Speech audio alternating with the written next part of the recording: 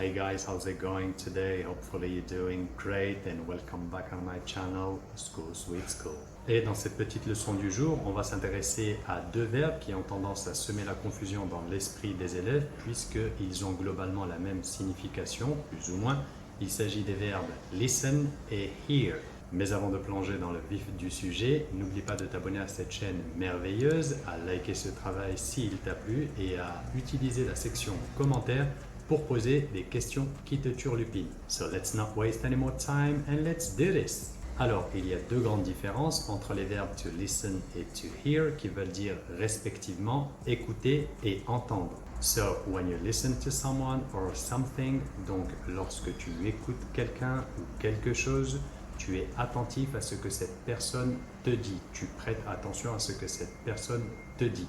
Tu es concentré sur ce que tu écoutes.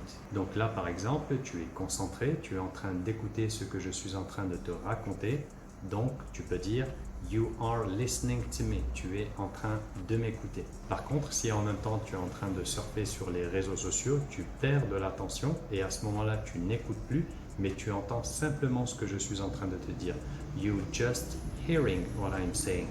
Donc à ce moment-là, les informations que je te donne ne restent pas forcément dans ton cerveau, tu n'es pas suffisamment concentré et ça se transforme en bruit de fond. Donc imagine, tu es en train d'écouter une chanson, you're listening to a song et d'un seul coup, tu reçois un appel.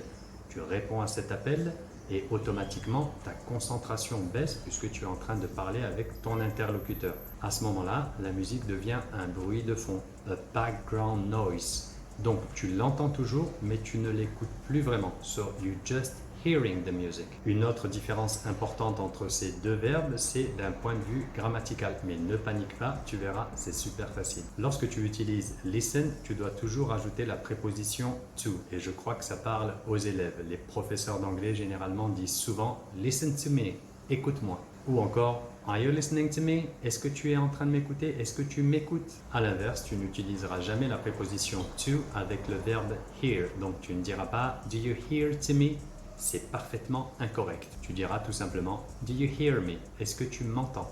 Donc en deux phrases, tu écoutes quelqu'un ou quelque chose, you listen to someone or to something, and you hear someone, et tu entends quelqu'un. Donc au final, c'est pas super compliqué, tu as juste besoin d'un petit peu d'entraînement et c'est dans la boîte. Mais on s'en fout de ce que je pense. Dis-moi toi ce que tu penses dans la section commentaires si cette vidéo t'a plu. N'hésite pas également à utiliser cette même section commentaires pour me mettre des exemples que je me ferai un plaisir de corriger si besoin est bien entendu.